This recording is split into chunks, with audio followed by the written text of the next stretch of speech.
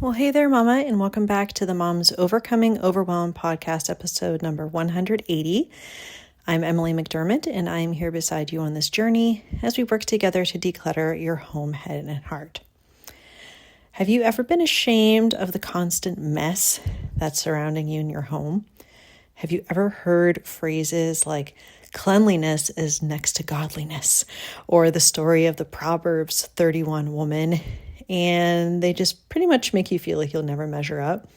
Have you ever felt like your brain is broken because you just can't get your act together and you keep telling yourself, like, if I could just get organized? Well, I'm really excited today because I'm chatting with Dana K. White from Slob Comes Clean, and she's also the author of the brand new book, Jesus Doesn't Care About Your Messy House, He Cares About Your Heart. We have a fantastic conversation. We talk about the lies that we believe about our self-worth when it comes to the state of our homes. And we also talk about the actual truth, which means that you don't have to have it all together to enjoy the peace and freedom that comes from God's grace. And the state of your home is no indication of your worthiness or the strength of your faith. Now, Dana is the creator of the No Mess Decluttering Method, and much to her own surprise, a decluttering expert. And she shares realistic home management strategies and a message of hope for the hopelessly messy in her books. They're all fantastic, by the way. Organizing for the Rest of Us, Decluttering at the Speed of Life, and How to Manage Your Home Without Losing Your Mind.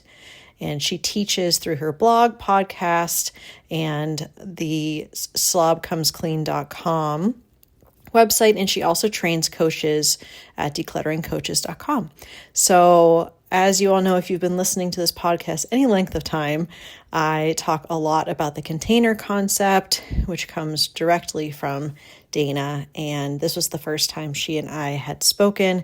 It really is a wonderful conversation I know you will enjoy. So what do you say? Grab that notebook and pen, and let's dive into today's conversation with Dana K. White. Hey there, Mama. Are you tired of all the stuff crowding your home, calendar, and mind? Do you wish you could say goodbye to the endless to-do list running around in your head? Want to declutter but don't know where to start? You're in the right place. Welcome to Mom's Overcoming Overwhelm, where you will find proven and practical solutions to declutter your home, head, and heart. Hi, I'm Emily, a wife, boy mom, and simplicity seeker. I struggled to get pregnant and felt overwhelmed until I discovered decluttering could create the physical and emotional space I needed to become a mom. Now, 2 kids later, I've transformed my life and motherhood by developing simple systems around decluttering, capsule wardrobes, kid stuff, cleaning and tidying, meal planning, time management, and more, and I can't wait to share them with you. If you're ready to reclaim the time and energy you crave, be present with your kids, and finally enjoy the life and motherhood you so deserve, let's kick overwhelm to the curb, shall we? Grab your lukewarm coffee, your notebook and pen, and clear up some counter space. Let's do this. Hey, Dana, thank you so much for coming on the Mom's Overcoming Overwhelm podcast. This is such a thrill to be able to talk to you today. I love the title of your podcast. Like, I mean, it's just that's like my sweet spot is the overwhelm. Like that's where I come in on all this. So I get it. I love that. You have been really instrumental in my journey. I have been doing this podcast for over 2 years.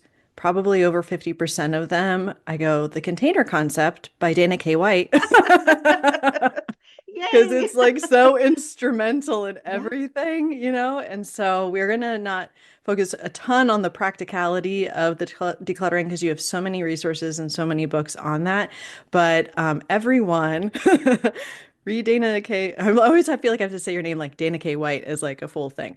Read Right. Dana's other books. They're amazing. They're so helpful, just so down to earth, practical. So I'll make sure to link to all of them in the show notes. But yeah, you have been just such an inspiration to me in my journey. And everyone that's listening is like, oh, yeah, that's the person Emily talks about all the time. Okay, great. Hey, that makes me happy. Yeah. Yeah. So I would love it if you could just introduce yourself, tell us about you and your family, how you serve women, and then like maybe one thing you like to do for fun. Okay. Yeah. Um, let's see. I um am a mom of 3. My kids are all young adults. As of tomorrow, when we're recording, I will finally be an empty nester. I'm not saying that like I'm excited. I'm a little sad, but also excited because the next stage is always fun, you know. Um, but it's funny because my videos this year, I record all my videos in the summer. And so I was talking about how I was about to be an empty nester in a week, you know, whatever. And my younger two moved out to go to college. And then my oldest was like, hey, I'm going to move back home. Like I had 2 days. We had one naked breakfast. I'm Oh sorry, is my that gosh. inappropriate? No, it's fine. No, but I mean, it was like, yeah, like all the like, oh, we're empty. Oh, okay, never mind. We're not empty nesters. But I think that, you know, I'm in a stage of life where I have to be open, and I'm glad I like roller coasters, and like, you know what? It's fun. It's actually really, really fun. So that's my stage of life. I teach people how to declutter. I teach people how to overcome overwhelm, like, you know, Mhm. like how to get their house under control. And I do that from the perspective of someone to whom this stuff does not come naturally. So my Mhm. story is that I was completely overwhelmed in my home. I didn't know why it was so hard for me when it seemed like it was easy for everybody else in the whole entire world, you know, like everybody else. And I started writing about that anonymously just as a way to learn about blogging because I wanted to be a writer. And I thought I was going to do it temporarily. And instead, this is the thing that I write Yeah. about. Like, I did not know. And part of that is just the reality that there are so many people out there who are where I was, and they need to know that they're not alone and that there is actually hope. Like there Yeah. is a way forward for those of us who get completely confused and overwhelmed and feel left out. Like what are other people bored knowing that I'm not, when they uh you know read traditional organizing advice or Hmm. whatever. So which is usually written by organized people, which Yeah. is great, right? But their brains don't work the way that my brain works, and that's what I had to realize. So did that answer your question? Because I feel Yeah. like I'm blathering. No, you are not at all. And I will, I've always been very organized. Like when we had indoor recess, I would clean other kids' desks out for fun, you know? That's awesome. That's awesome. And So I it's was a a, kid who was like, can you do mine? can you do my Can you do desk? mine? Can you come do mine? And Yeah. so just even recently, because I've had so many moms, and I'm sure you have a lot of moms in your community that are like, oh, I've just been diagnosed as an adult with ADHD. Like this is just like coming more to the forefront. And then for me to notice, oh, lots of people's brains when it comes to organizing, they don't work like my brain works, and just trying to figure that out. And what I love about your approach is that you are normalizing all of these things that sometimes people have felt shame about, that like they're not good enough, that what's wrong with me? Why doesn't my brain work, the way that it should? Why can't I just get my house under control? Like, what is the issue? And it's been such down to earth practical advice from like the you are not alone type of Yeah. thing. And I'm curious though, because you've kind of had all the more the practical books. And this book that you just wrote, it is more rooted in your faith and looking more at like the stories that we're telling ourselves about why we're not a good enough homemaker or why we're not the Proverbs 31 woman or whatever. And it's coming more from this place of like what we have been told maybe as women about what we should be and like what our homes should look like, but from that Right. faith perspective. So I'm just curious, like what, after writing all of these books more about like the practical side of thing, what compelled you that this was the season, like this was the time to kind of shift to more of this focus? Yeah. So, I mean, the number one thing is that my faith is the defining thing for me as a person, right? And Hmm. I've always been very open about my faith, but I've always kept the practical separate from that. And that wasn't because I was scared to mix in the faith. It was actually because I was convicted to not mix in the faith. Hmm. And for somebody who's not a Christian, like when you hear convicted, you're like, wait, what? You know, I've had people go, what do you mean by conviction? Isn't that like, you know, you go to jail, whatever. But like what I mean is like God laid it on my heart, do not make this a spiritual issue because I had assumed it was a spiritual issue, right? Hmm. And the confusion that would happen for me because my house was not a wreck for lack of trying. Hmm.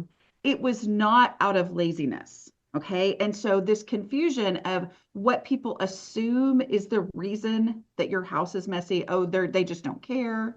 I cared. They just don't put the effort in. I put the effort in. Right. Like, so it was not for lack of that. And so this confusion that would happen. And then when layered on maybe what I had heard, that I think people had good intentions, but I was hearing um, encouragement, spiritual encouragement through my filter of shame. And also that encouragement was not actually helpful. So, Mm. so things like, well, your house is a reflection of your relationship with Jesus, or it's a reflection of your faith. And I was like, okay, well, that makes no sense. Mhm. And also, so I am following Jesus. I am becoming closer to him. My faith is, strong, but if my house is a reflection of that, then oh my goodness, like it makes it look like I have zero faith, right? Like, and so that disconnect was so frustrating to me and layered on this spiritual shame Mhm. onto my house issue. And as I started working on my house and also growing in my faith at the same time, because the year before I started working on my house, I started a very in-depth Bible study. Okay. Mhm. And so I had been a Christian, I had been a believer, I had been a missionary, like I mean, I was like very much into my faith, but everything changed when I really started reading daily for myself and going, oh, I had always heard this story and taken it, one way. And then I read it for myself and I'm like, oh, I was not actually understanding, what that was. So reading it for myself just changed everything, right? So at the same time that I was working on my house, I was also growing in my faith. And God just kept showing me, Dana, I am not horrified by your house, right? Like I understand that you are working on it. I understand it is not a reflection of your faith in me, right? And so he was like, I don't care about your messy house, I care about your heart. Mhm. Okay. And that shame being released is actually a big thing that allowed me to finally make progress, because the shame is not motivating, right? Right. So if you tell me that my house is a reflection of my faith and my house is a wreck, and I have tried and can't figure it out, and I've prayed and I've read the Bible and none of that affected my house, then I feel like, okay, now not only do I feel like a failure in my home, I also Mhm. have a spiritual failure. And adding that on just makes it Yeah. so difficult. So removing that shame was incredibly powerful for me in being able to actually make progress, because part of it was also understanding, oh, I'm not broken. Yeah. Like my brain working the way that it works is not a mistake. God actually designed my brain to work the way it works, because we're not all supposed to be the same. And that's beautiful, right? Like the world needs people with brains like mine, and so Yeah. accepting that I was designed and not defective was not an excuse to say, oh, well, my house, oh, well, this is the way I am, like whatever, which is people's fear, right? Is that if you tell if you tell somebody that Jesus doesn't care about their messy house, well, doesn't that mean that they're just gonna like live in filth? And I'm like, those of us with messy houses don't like it. Okay. I know that you don't see that, but we're trying. Yeah. We may have tried and given up, but like it's not an issue of, oh no, if I let them know that it's okay, Jesus loves them anyway, then they're just going to stay that way. It's like, no, no, no. That freedom from that shame is the thing that let me move forward. Yeah, Yeah. exactly. I love the fact that you're, kind of turning this idea of like the connection between the morality of a clean home. Because for so long, my mom, love you if you're listening, Mom. She's like the Martha Stewart of everything, and everything was meticulous all the time. And part of my growth as just like a mom and a homemaker and a Christian woman, honestly, is just recognizing that like I don't have to have this unrealistic standard of perfection in my home to be a worthy Yes. mom, to be a worthy wife, to be a worthy homemaker. And yet we have been told this, the cleanliness is next to godliness. And then, the Proverbs 31 woman getting up so early and doing all the things. And then we sometimes will compare ourselves to that standard and be like, well, there's no way that I could, ever measure up to that. So, how do we just kind of recognize, or how have you been able to recognize that, like, those, I don't know where it comes from, if it's like a combination of Christian slash puritanical values or something, but we're kind of, at least in the United States, we have this culture around us telling that. How do we start seeing the taking care of our home as this, like, what I've heard called morally neutral activity, that it is not connected to our spiritual, it's not connected to our salvation, it's not connected No. to our spiritual growth. So how did that shift happen for you when you're able to recognize that? Well, I think it's facing it head on, Hmm. because you have the phrase cleanliness is next to godliness, which is not in the Bible, right? But people think that the idea is true, Yeah. right? And they will often use the Proverbs 31 woman as, like, if you Google, is cleanliness next to godliness in the Bible, right? The answer that all the blurbs say is no, but. Okay. And a lot of those blurbs, like, so this is before you even click through to, see whoever's decided to write about that on Google, right? Before you even click through, most of them will say no, but, and will have some mention of the Proverbs 31 woman. Okay. Now, therefore, a lot of us are scared to read Proverbs 31. Hmm. When your house looks like that and you're already feeling like, this is a spiritual, what is going on? I've got some kind of spiritual failure. It's like, I'm scared to read that book. So in my book, I go through all of Proverbs 31, and we just go through every single verse. And do you know what's not in Proverbs 31? Any mention or allusion to, no, at all, any reference to the state of her home, whether Hmm. it's messy or neat or organized or decluttered or any of that, right? But it's very clear that she's not lazy and Yeah. she's a hard worker, Hmm. right? And we have this assumption, we being society in general, okay, not me. Like, I'm here to be the one to say, absolutely not. Like, no, I'm here to break this delusion of everybody, Yeah. right? Is that laziness is the reason that your house is messy, Hmm. right? And so the assumption is, well, she's not lazy, so obviously her house is perfect. No, it doesn't say Right. anything about her house. Maybe it was, maybe it wasn't. She did have servants. We know that, right? Hmm. But at the same time, that is the core issue here, right? Is that by saying that she's an example of a clean house, we are saying a messy house is the result of laziness. So we Yeah. have to tackle that right on. I mean, head on, right? Hmm. And so that, like, let's just go straight into that. And here's the other thing too. The people whose homes are highly cluttered, actually, because I've met so many over the years, Yeah. right? Because they send me their full life stories.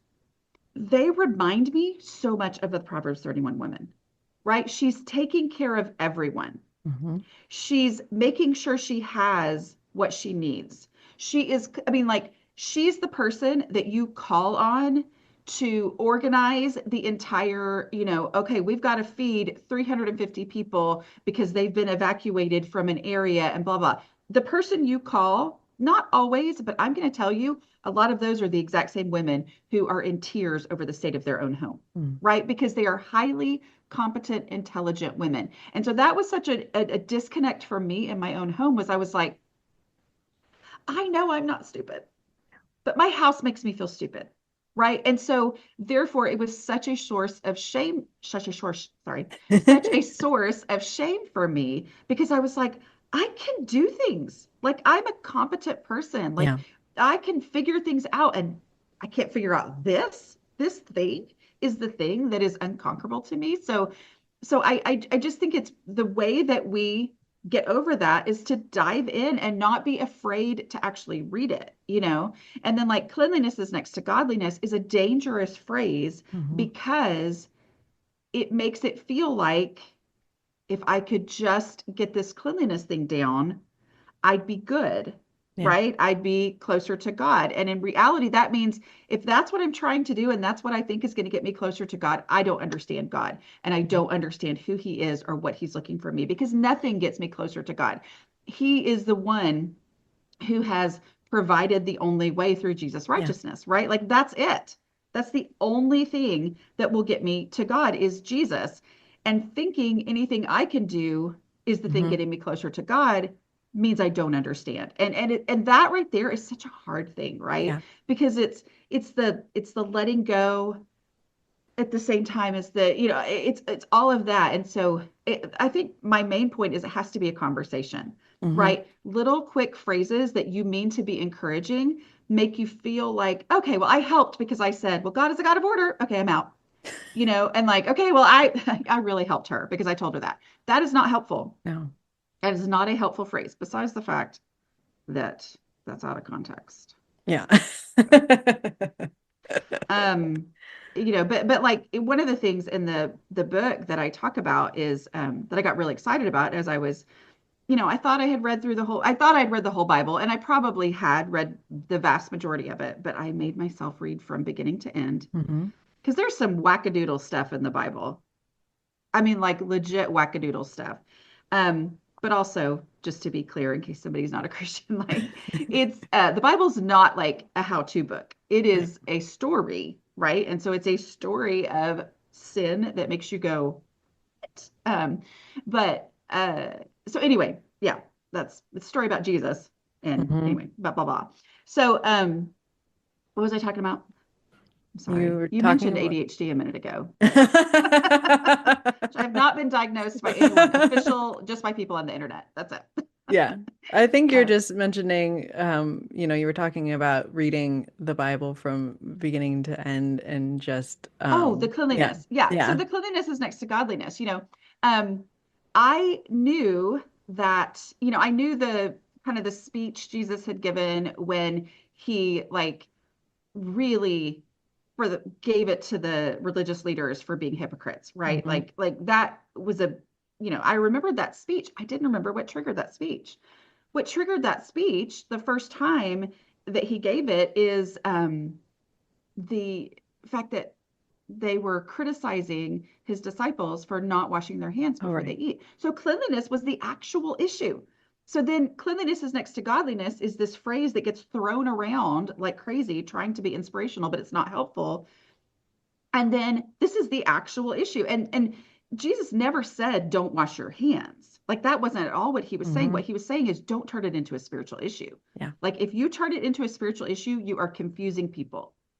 You are causing problems, spiritual confusion by turning this issue that, of course, it's a good thing, but it's not a spiritual issue into Hmm. a spiritual issue. So Yeah, I that's feel such like a I'm good very point. preachy today. I'm sorry. Sometimes my mom will listen to things. She's like, wow, they just let you just go on and on. So please stop me. No, it's great. We're all Yeah. about, yeah, like you said, like conviction, like being Yeah. convicted about something. It's Yeah. good. You were mentioning before, like not the confusion, but where people assume wrongly that people that don't have their house together, they don't care, Right. when really they truly care. And the accepting of who we are and how God has wired us Mhm. is something that is important for everyone. Also, because I have always struggled with performance and striving, Mhm. so that the striving is what gets me the gold stars, and the striving is what gets me the love. And to have a relationship with Jesus where the striving is not part of the equation is kind of like confusing because none of our human relationships work that way, right? Right. So I've had to kind of accept my wiring more from the gold star performance standpoint. But I'm just curious, like when you were able to kind of accept your wiring and how you've been uniquely wired by God, and sort of you're is talking about experiencing like the miracle of that. How would you recommend somebody, besides kind of recognizing some of these false things and false teachings that we have been taught are lies and we don't need to believe them, to be able to start accepting our unique wiring and how we have been designed, like you said, that we're not defective, that we're designed. How's that happened for you? Yeah, so when I started my practice blog that did not intend to teach this. Hmm. This was not going to be my life's work. Like my mom still laughs about it. She says sometimes she's like, I kind of think about it every single day and giggle a little bit that you teach people how, and she says it kindly, like she's the most supportive ever Hmm. of anything I do. But when I started, like I said, I was anonymous in the beginning, so I was completely honest, right? And I also had the title A Slob Comes Clean, which I feel like God gave me that idea. It's very catchy, but I didn't want to call myself a slob because I had often said it's not like I'm a slob. I like things clean. I do work on my house all day. It's not like I lay on the couch doing nothing. So I would often defend that. But because I had used that horrible word, which I never encourage anybody else to use, right? Like I'm not saying let's all call ourselves slobs. I'm just saying that's the word that came to me. But using that word and being anonymous Hmm.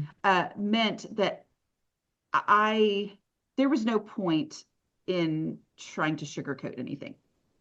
There was no point in being anything other than completely and totally honest. And being completely and totally honest meant that as people, nobody I knew, but as people started reading what I was writing, they started saying, that's my brain. Yeah. What you're saying are the things that go through my brain that I would never speak out loud, right? But I was in this kind of bubble, this anonymous, thing. And so they were relating to what I was writing. And this was in 2009, back in the olden days of the internet, right? And so at that point, if somebody left a comment on your blog, you clicked on their name and they had like a blogger profile or whatever. Hmm. And so I was so excited to get anybody, actually saying me too. And I was like, Yeah. really? Because I thought I was the only one. So I click on their names and I started to see that the women who were relating to what I was saying were highly creative. Okay, Mm. so artists and poets and writers and theater arts teachers. I was a theater arts teacher before I had kids, like lots of theater arts teachers, like just so many highly creative people. And I went, oh, okay. There is a relationship between the creative side of me that I thank God for making me creative. Like Mhm. I love that. It's my favorite thing about myself. I'm very grateful that God made my brain creative, but it is directly related to this struggle. Not that Yeah. all creative people struggle with clutter, but the vast majority of people who struggle with clutter are highly creative, right? So it it just that honestly was the thing that helped me see, Hmm. oh, this is how my brain works. Yeah. Okay, that's the problem is that my brain works differently from the brain of someone who is naturally organized. And Hmm. that is why it feels like we're speaking different languages. They Yeah. say something to me and I'm like, what? Like, wait, what? Like your before picture is like my dream after picture. Yeah.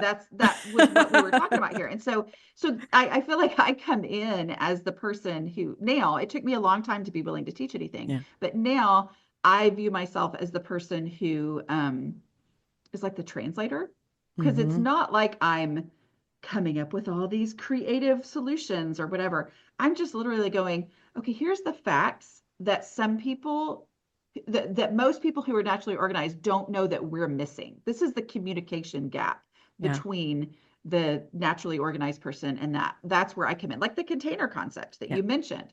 I mean, honestly, if I was not writing about my own thing and not worrying, I wasn't teaching anybody anything, I don't know that I would teach that concept because as I wrote about it on my blog, I was like, oh, now I get it. Hmm. Right? Like this is the thing I don't know that people know whose houses are under control.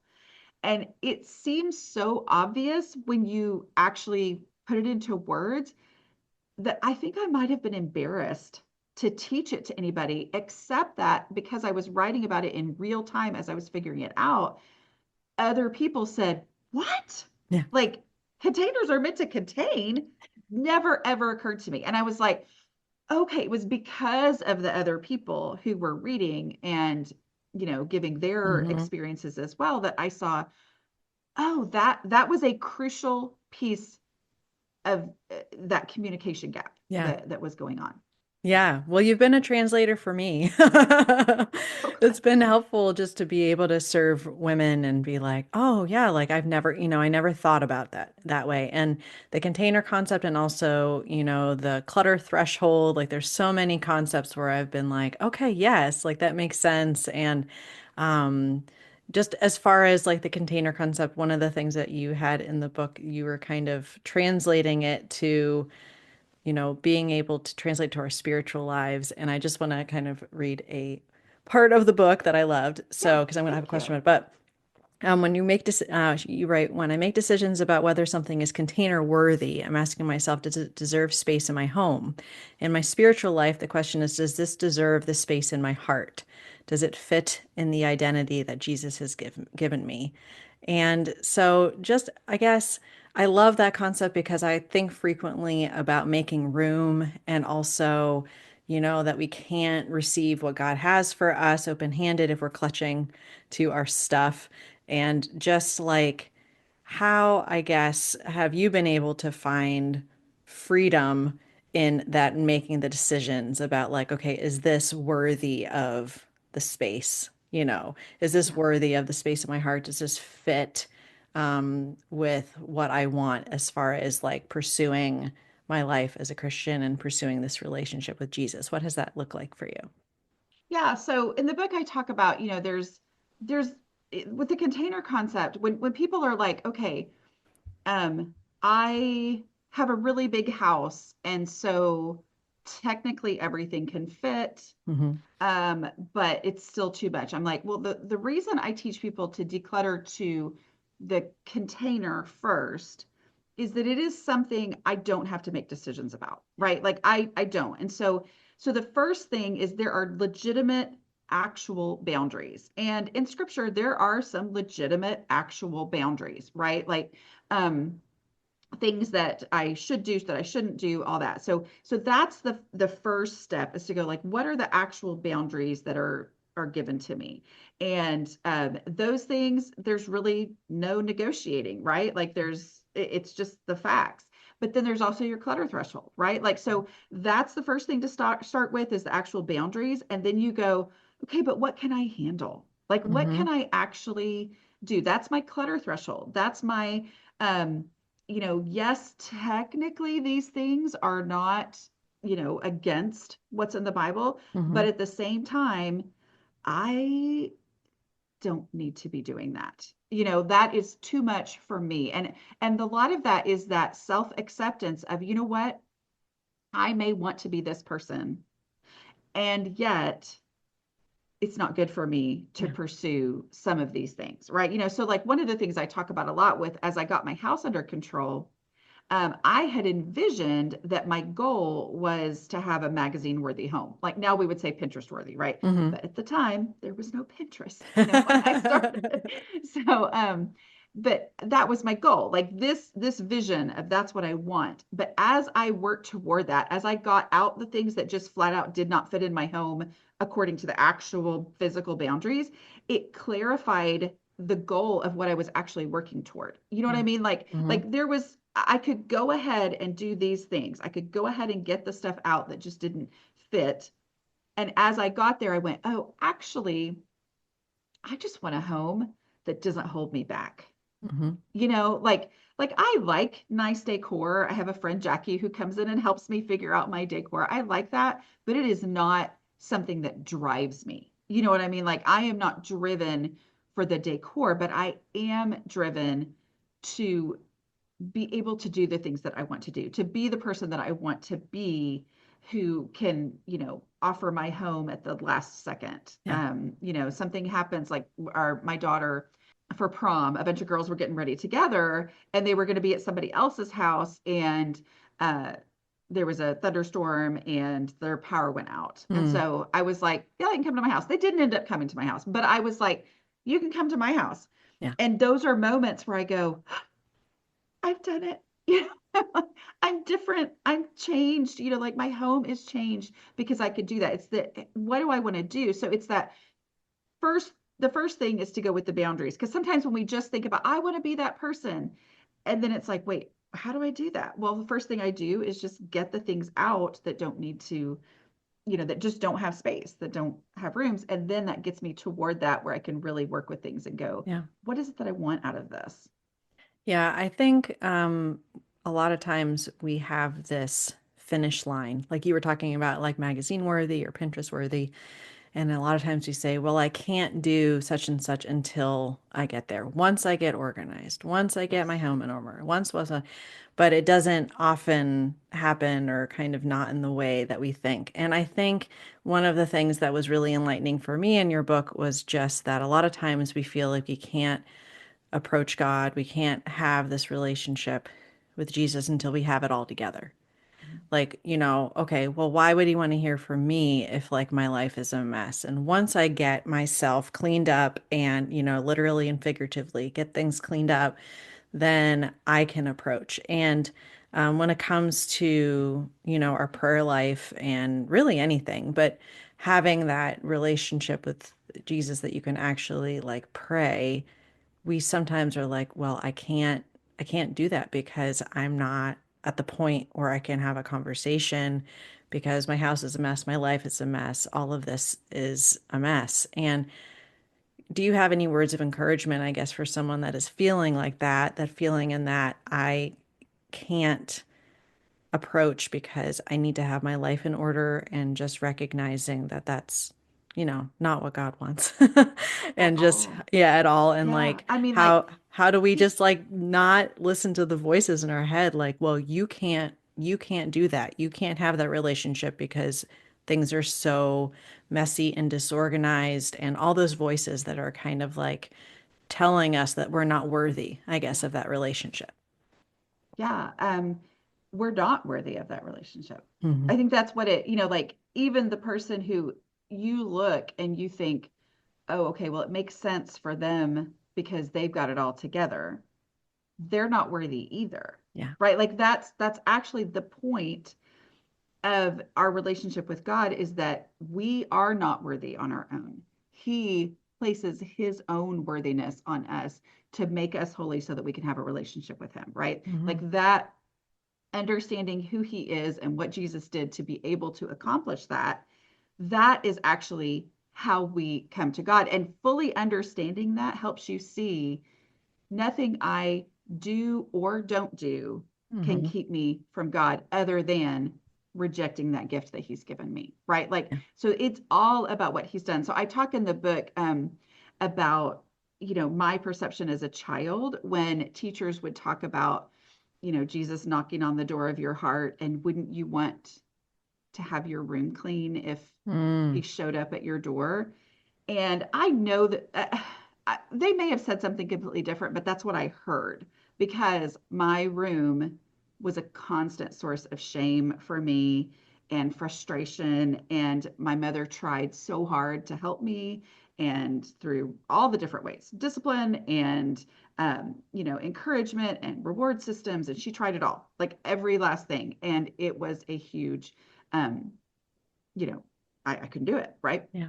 And so I would hear that and I would hear you better get your life cleaned up before you go to Jesus. And then actually studying grace and my inability on my own to please him and that, everything I do, whether it's good, bad, whatever, it's all like filthy rags. Like I mean like it's not Hmm. even it's just not. And so it's all what he's done. And so then understanding that and going, oh, that was wrong when I thought that I had to clean up for Jesus, right? And so I think that's the main. I feel like I'm just going to compliment you because you've done a really good job of like getting to the heart of so many of these issues, in this interview. You really have. Like you're really good at what you do. Oh, So thanks.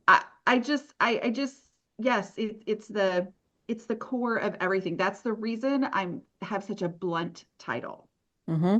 right? Which I know I've already started to see that a few people are like, wait, What? wait, are you saying the Betsy house doesn't matter? I'm like, no, I'm not saying that. But which I feel like I've earned the right because I've written 3 books on how to get Yes. your house under control, right? So like, you cannot accuse me of being like, everybody live in your mess. Like that's not what I'm saying, right? But I'm also saying it because I know the person who is struggling and they don't want to live in the mess, Yeah. right? Like I get this. Um, but let's keep that separate and not let it get us off track in understanding who God is and what he does want from us.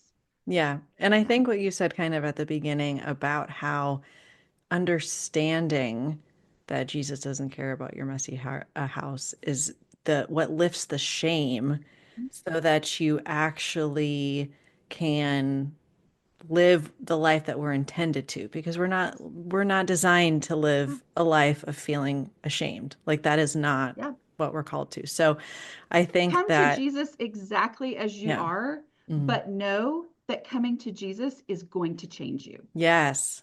Everything's going to change, but you don't change it before you go to Jesus. You Yes. go to Jesus how you are so that then, that's when change happens. Yes. And dare I say yes and amen to that one. All right. Oh, this is such a pleasure, Dana. I really It's so fun. appreciate it. And I would love it if you could tell everyone where they can get the new book, which I realized I was like, did I even say the name of the book? So the full name of the book, everyone, Jesus doesn't care about your messy house. He cares about your heart. So where can everyone get the book and also connect with you? So you can get the book wherever books are sold. Always put in Dana K. White Yeah. because there is a man that is not me who, if you just put in Dana White, you're going to end up finding all this stuff about the ultimate fighting stuff, And UFC. I always kind of wondered why you had the middle initial. Now I know. Yep. Yep. So danawhite.com, at least it used to like redirect to the UFC. So that is not me. I have disappointed some people over the years, I'll tell you that. But so you have to put the K in there. But if you put the K in there, Dana K White, you're Mhm. gonna find me everywhere. So I'm on YouTube, I have a podcast. I have a slobcomesclean.com. That's the name of the blog that I started back in 2009 that started this whole thing in motion. And that's where you'll find that's my home on the internet. So yeah. Wonderful. Well, I will link to everything in the show notes, and thank you again. Really appreciate you coming on the show and the book. Yeah, I I do like the Kindle highlights, and then after I was like, okay, well, I kind of highlighted the whole thing. So Oh, that makes me so happy. it's just really so insightful and so freeing. I know that you will be blessing so many people with this book. So thank you for writing Thank it. you. Yeah. Thank you so much. If you like today's podcast, here's what you can do. Just take 30 seconds to leave me a review. I know you're a busy mama, you're overwhelmed in fact, but 30 seconds of your day makes such an impact. I'll be blessed by your words, they'll definitely make my day. And who knows, you might be entered for this month's giveaway. In Apple Podcasts, scroll down to write a review. Thanks so much for your time. I'm so grateful for you.